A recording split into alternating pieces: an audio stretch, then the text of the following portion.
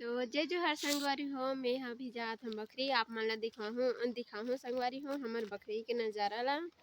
ये देख सकते हो आप मन ह अभी जो अंधरा बुट्टा मन ह बड़े बड़े हो गए हे एदे अउ ना बरबट्टी मन भी बड़े बड़े हो गए हे। आप मन ला दिखात हो एदे अउ ये हरे हमर बिही पेड़ जो कि ओदे दिखा रहूँ। अभी बिही मन बहुत पक गए हे काबर की पानी गिरे रहिस हे।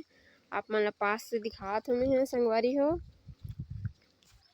अभी देखो बहुत ज्यादा पक गए हे एदे भीम भी गिरे हे बहुत सारा बड़े बड़े हो गए हे बिही मन ह। ये नीचे तक पूरा फले हे ये दे पक चुकी है मन ह। यहाँ पास दिखात है मन ला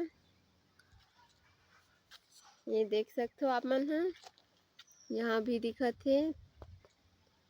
अभी संगवारी हो बहुत ज्यादा हवा चलत हे अभी घाम भी उगे हे मन ला तोड़ के दिखात ह ये देख सकते हो आप मन ह तोड़ चुके हो दो ठो अभी ये दो तोड़त हो मस्त पक चुके हैं संगवारी हो। बहुत ज़्यादा फरे हैं अभी हम घर भी कौन कौन ला पसंद है बताओ कमेंट में और जेल भी खाना है और आ जाओ हम घर। तो जय जय हर संगवारी हो।